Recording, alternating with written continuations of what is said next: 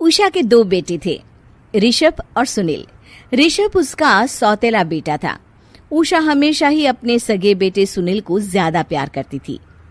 सुनील की शादी हो चुकी थी और ऋषभ की शादी भी निशा नाम की लड़की से हो जाती है। उषा सुनील की पत्नी कीर्ति को ज्यादा प्यार करती थी। एक दिन वो अपनी बहू कीर्ति के लिए साड़ी ले आती है। ये लो बहू, तुम्हारे लिए साड़ी लाई हूँ। कल पड़ोस की शादी में जाना है ना, तुम यही पहन कर चलना। तभी वहाँ ऋषभ आ जाता है। अरे माँ, तुम निशा के लिए साड़ी नहीं लाई? वो भी तो कल शादी में जाएगी ना? हाँ, वो भी जाएगी, पर उसके पास तो काफी साड़ी होंगी ना। अभी अभी तो शादी हुई है तुम दोनों की, तो उसी में से कोई पहन लेगी वो।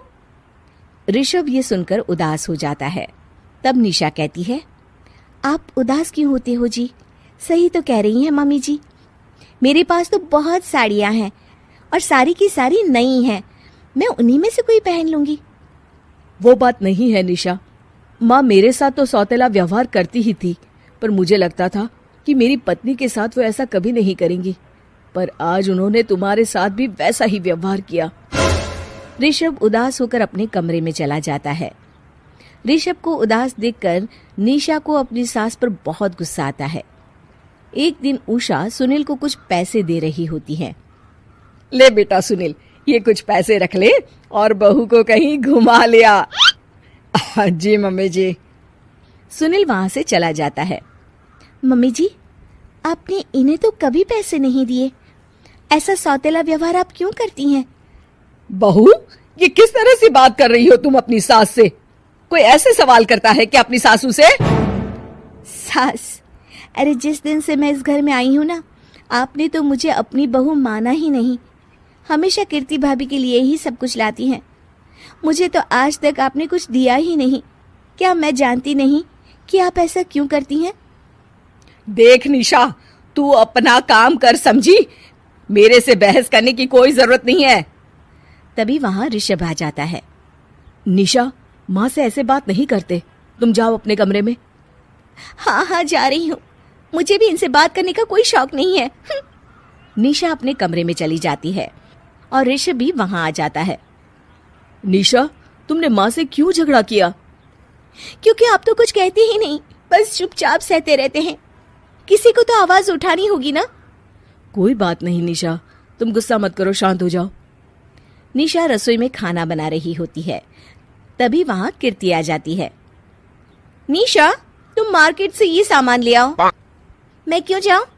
आप ही तो जा सकती हो ना। दिख नहीं रहा कि मैं खाना बना रही हूँ? हाँ तो क्या हुआ, खाना बनाने के बाद चली जाना। हाँ, खाना भी मैं ही पकाऊं, बाजार जाकर सामान भी मैं ही ले आऊं। खुद तो कुछ करोगी नहीं, है ना? ओहो, जुबान तो देखो कैसे चल रही है। सुनो, तुम अभी आई हो इस घर में, तमीज में रहो, वरना सासू माँ से कहकर मायके भिजवा दूंगी तुम्हें। हाँ। ओह, हाथ लगाकर दिखाओ मुझे, देख लूंगी। बहुत मनमानी हो गई तुम दोनों की, समझी? निशा लिस्ट कीर्ति के ऊपर फेंक देती है। कीर्ति निशा को मारने आती है तो निशा उसका हाथ मोड़ देती है। मर गई रे, छोड़ मेरा हाथ। आज के बाद मुझसे कोई बदतमीजी की तो अच्छा नहीं होगा। कीर्ति रोते हुए अपने कमरे में चली जाती है। उस निशा चुड़ैल ने मेरा हाथ मोड़ दिया। मुझे नहीं रहना इस घर में। अरे कैसी बेकार की बातें कर रही हो? अरे निकालना ही है तो ऋषभ और निशा को निकालेंगे। नहीं, मुझे अलग घर चाहिए। कान खोलकर सुन लीजिए, हम दोनों इस घर से जल्द जाएंगे। आप नए घर का इंतजाम कीजिए बस। मैं इन दोनों के साथ ज्यादा नहीं रह सकती। हाँ, वैसे मैं भी कुछ दिनों से सोच रहा था। अच्छा हुआ तुमने कह दिया, मैं माँ को भी बता देता हूँ। माँ, वो क्या करेंगी तुम्हारे साथ जाकर? मैं चाहती हूँ कि तुम और मैं, बस हम दोनों ही कहीं शिफ्ट हो जाएं, इस सब झमेले से दूर। अरे पर माँ को यहाँ छोड़कर इस तरह से जाना ठीक नहीं रहेगा कीर्ति। वैसे वो तुम्हें कितना प्यार भी तो करती हैं। नाम का ख्याल रखती है, क्योंकि तुम सगे बेटे हो ना, इसलिए। तुम अगर सौतेले होते तो मेरे साथ भी ऐसे ही सलूक करती जैसे अभी तुम्हारे सौतेले भाई और उसकी पत्नी से करती है। अरे पर फिर फिर भी कुछ भी नहीं। देखो, या तो हम दोनों इस घर से कहीं दूर जाएंगे या फिर मैं अपने मायके चली जाऊंगी। हाँ, बता देती हूँ। अच्छा बाबा, अच्छा ठीक है। सुनील अपनी माँ से बात करने आता है। माँ, मैं सोच रहा हूँ कि कीर्ति के साथ अलग घर में शिफ्ट हो जाऊं। अरे वाह बेटा, ये तो बहुत अच्छा सोचा है तुमने। कब शिफ्ट होना है हमें?